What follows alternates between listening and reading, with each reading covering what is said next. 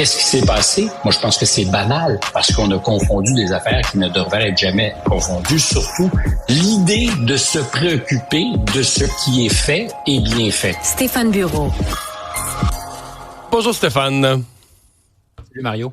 Sur les droits de douane et ses discussions avec Donald Trump, tu t'interroges sur la stratégie canadienne versus la mexicaine. En fait, je constate que les Mexicains qui sont dans la même situation que nous agissent un peu différemment. Est-ce que au final, les résultats seront différents? Ils ont choisi de ne pas réagir, eux, systématiquement à chacune des déclarations, des fois de laisser un peu de temps. Par exemple, lundi, ils ont été relativement silencieux. Et aujourd'hui, on est dans un cas de figure qui est un peu différent puisqu'on a accepté du côté de Washington de suspendre les droits de douane sur tout ce qui est lié à l'industrie automobile, tant au Canada qu'au Mexique. Et il faut voir qu'au Mexique, c'est aussi un enjeu très, très, très important. Beaucoup de construction automobile qui se fait là-bas, un peu comme en Ontario chez nous. Et ils agissent aussi beaucoup en coulisses.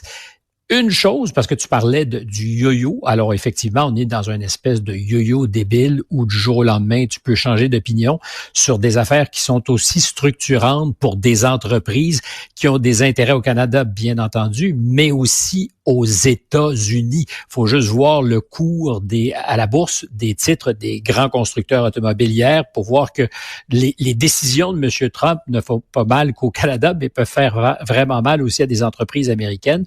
Et j'en étais à me dire, d'abord, est-ce qu'il faut systématiquement dégainer à chaque fois qu'il dit quelque chose?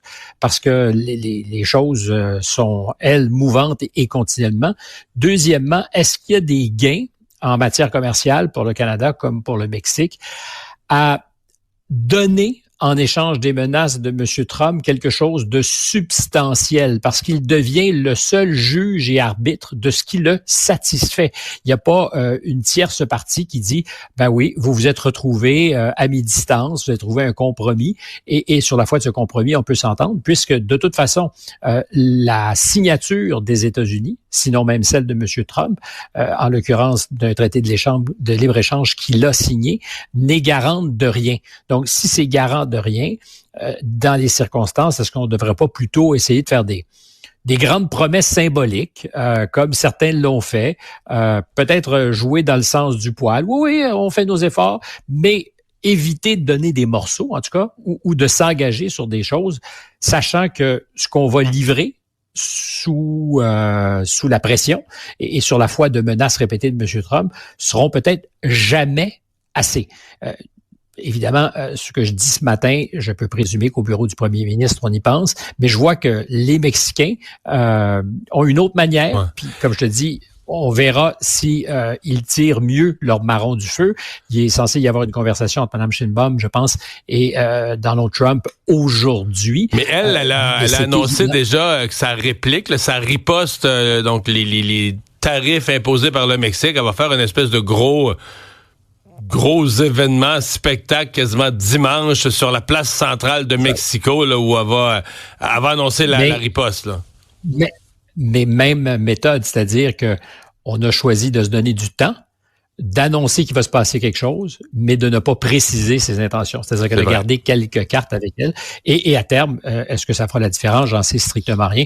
La seule certitude, c'est que, et ça a été beaucoup répété, on a tout intérêt à planifier pour le pire, parce que le pire, même s'il devient absurde pour l'autre principal intéressé, c'est-à-dire M. Trump, qui pour l'instant admet qu'il y aura des coûts d'ajustement pour les consommateurs américains, mais jusqu'à quel point ce seront des coûts marginaux. S'il fallait que les choses se mettent à dévisser, alors on pourra se réjouir que ça fasse mal aux Américains, mais en attendant, je pense que la seule préoccupation, c'est de contrôler les cartes qui sont entre nos mains, puisque la métaphore du jeu de cartes importe à M. Trump, et se préparer au pire, et surtout, encore une fois, mettre en place le plus rapidement possible. Bien évidemment, ça ne se fera pas du jour au lendemain, des solutions alternatives. Pour reprendre ton image de quelqu'un qui est en Beauce, si c'est vrai pour quelqu'un qui est en Beauce que c'est plus simple d'envoyer un client qui est dans le Maine ou même au cœur des États-Unis, c'est aussi vrai pour celui qui est dans le Maine ou au cœur des États-Unis de faire affaire avec quelqu'un qui est en Beauce ou en Saskatchewan plutôt que de se poser des questions avec d'autres fournisseurs, quoique ces autres fournisseurs, s'ils sont en Europe ou ailleurs dans le monde, risquent d'être aussi taxés que nous le serons ou différemment. Mais au total, c'est toute la chaîne d'approvisionnement qui risque de coûter plus cher. Discours à la nation, discours majeur, le président Macron hier, donc il voulait s'adresser aux Français. Disons que quand on écoute le contenu de son discours, on n'est pas dans l'espoir de paix là, qui serait à portée de main dont parle quotidiennement M. Trump, là. Et où, à l'occasion, les Français, les Anglais et d'autres parlent de paix, mais je crois qu'à court terme, on retient surtout l'idée de la guerre. 64% des Français, dans un sondage qui a été publié hier, sont inquiets de ce que la guerre se déroule en territoire français. Je le répète, là, on pense ici, là où je suis présentement, les Français autour de moi sont majoritairement convaincus qu'il pourrait y avoir une extension donc de la guerre. Donc que la guerre en Ukraine va se transformer en guerre sur le territoire de l'Europe. Exactement. Et c'est ce que disait un peu M. Macron. Qui peut croire que la Russie va s'arrêter à l'Ukraine? C'est très sérieux. Pour les Européens, pour M. Macron hier soir, c'est le premier des leaders européens à avoir choisi de s'adresser directement à ses commettants, aux Français. Il y a une très grosse réunion aujourd'hui sur les enjeux de sécurité à Bruxelles, réunion à 27. Là, c'est plus cacophonique, c'est pas évident que tout le monde pense la même chose, mais M. Macron, donc, hier, saisissait les Français, leur disait, c'est pas la première fois, mais nous sommes en guerre. Alors, c'est pas une guerre ouverte, elle n'est pas déclarée. C'est vrai que les Russes font de la déstabilisation, s'attaquent aux réseaux informatiques, aux infrastructures, ils font de la cyberguerre, font aussi de la désinformation. On peut penser que les Européens, comme les Américains, se défendent et aussi, à l'occasion, livrent cette guerre sur ce territoire-là, sur ce terrain-là, le cyberespace, ou dans le cyberespace. Mais la guerre avec des canons où il y aurait des soldats européens et russes qui en viendraient aux prises les uns avec les autres, c'est pas évidemment commencé. Sinon qu'il y a probablement en Ukraine déjà des Européens et des Américains qui jouent un rôle actif. Mais là, on parle vraiment de cette possibilité. Alors, on veut la décourager. C'est pour ça que les Européens disent il faut emprunter, il faut mettre notre industrie militaire à niveau. On parle dans un premier temps d'un emprunt de 800 milliards de dollars qui vont être créés ex nihilo. Ça vient de nulle part. On va l'emprunter d'une manière ou d'une autre dans un contexte où les finances publiques françaises, mais aussi européennes, sont assez difficultueuses, sauf peut-être pour les Allemands. Ouais. Mais il faut parler quoi de réarmement de l'Europe? Ben, on parle de ça, mais moi, je pose deux questions. D'abord, la première, le discours de M. Macron et des Européens, c'est que nous devons le faire parce que, l'heure est grave, la démocratie fragile est menacée. Or, il n'y a pas un citoyen européen qui a choisi un gouvernement qui applique un programme de réarmement.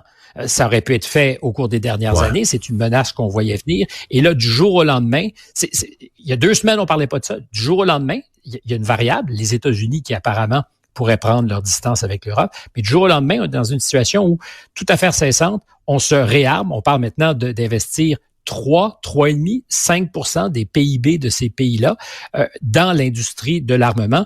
Et je repensais, moi, ce matin, en me réveillant, à une déclaration de Paul Valéry qui décrivait ce que c'est que la guerre. Puis je te la rappelle parce qu'elle est intéressante.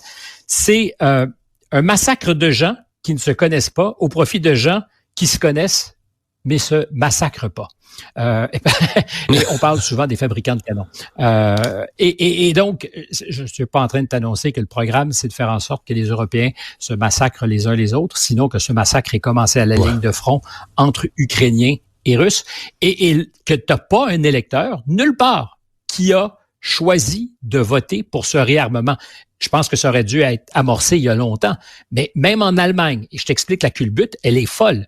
Le chancelier qui a été nouvellement élu, M. Merz, dit il faut faire effectivement des emprunts, ce qui est très, très, très loin des habituelles manières de faire allemandes qui sont frugaux. Il dit il faut faire un emprunt pour nos infrastructures, mais aussi pour la défense. Mais il est tellement convaincu que ça va être difficile à faire adopter par le Parlement, où ça prend une majorité des 2/3, qu'on demande à convoquer l'ancien Parlement, où ses adversaires politiques, les sociaux-démocrates, beaucoup plus favorables à ce genre de dépenses, étaient beaucoup plus présents. Si on employait la grille électorale qui a emporté aux dernières élections, il y aurait l'AfD qui compte pour beaucoup, 20%, viscéralement opposé à la guerre. Tu as le parti du nouveau chancelier, c'est des chrétiens démocrates frugaux. L'essentiel du programme de celui qui a gagné, c'était pour dire ça nous prend de la discipline budgétaire. Et celui donc qui est aux commandes dit j'aimerais ça que ça soit l'ancien Parlement, ce qui est tout à fait possible parce qu'il y a pas de nouveau Parlement, qui vote sur une idée qu'on qu'on présente Donc, aux je vais électeurs. faire vite avant que le nouveau Parlement soit constitué, là. C'est quand même extraordinaire. Et je rappelle encore une fois qu'on est toujours en train de faire ça au nom de la démocratie. Et nouvel épisode de Contact avec un journaliste célèbre dont les positions actuelles sont pas toutes, font pas l'unanimité, là. Non, c'est évident. Mais en même temps, il faut juste voir que c'est intéressant parce que ça nous ramène à ces enjeux dans le contexte de la guerre. Qu'est-ce qu'on peut dire, qu'est-ce qu'on peut pas dire? Régis Le Sommier, ça a été pendant 20 ans une des grandes stars du Paris Match. Il a été aux États-Unis pour le Paris Match, le directeur adjoint de la rédaction. C'est un reporter de guerre qui a couvert à peu près toutes les grandes guerres des 25 dernières années, congédié par son magazine en 2021, qui a transité pendant quelque temps par Russia Today en France, qui aujourd'hui a fondé son propre média, qui écrit encore, qui est beaucoup entendu à CNews ici en France, et dont le début des problèmes commence quand il a accepté de donner la parole à Bachar al-Assad, quelqu'un qu'on acceptait de fréquenter, mais qui du jour au lendemain est devenu un méchant. Les Français l'avaient déjà invité officiellement. Bachar al-Assad, un gros scoop pour le Paris Match, mais là, les choses avaient apparemment changé. C'était en 2015 ou 2016, si ma mémoire est bonne, on écoute. Ce qui m'a vraiment surpris, et je vous le dis vraiment du fond du cœur et du fond de ma conscience, c'est de m'en prendre autant plein la figure, simplement pour avoir tendu un micro à un dictateur. Je n'ai jamais contesté le fait que Bachar el-Assad était un dictateur. Je n'ai jamais... Avec du sang sur les mains. Bien sûr. Je n'ai jamais, dans mes écrits et dans mes questions, il suffit de les relire, été d'une quelconque façon indulgent avec Bachar el-Assad. Simplement, j'ai cherché dans cette interview à comprendre les motivations du personnage pour mener l'action qu'il menait. Et au lieu de juger les réponses de Bachar el-Assad à mes questions, au lieu peut-être de les critiquer, ce qui est tout à fait possible et vu ses responsabilités dans cette guerre, certains confrères notamment, mais aussi des politiques comme Laurent Fabius par exemple, qui était ministre des Affaires étrangères à l'époque. S'en est pris, mais véhémentement mais oui, à vous. À moi. Et tout à coup, je me suis retrouvé dans une situation très désagréable, qui est que vous arrivez avec l'interview, tous vos chefs vous saluent, enfin, au départ. Et puis... il y a une désolidarisation. On voit que, vous savez, on avance, puis on se rend compte que on regarde à droite ou à gauche et il y a de moins en moins de monde. On finit seul, ben voilà, c'est en ligne à partir d'aujourd'hui. Et c'était très intéressant. J'en doute pas. Hey, merci Stéphane, à demain.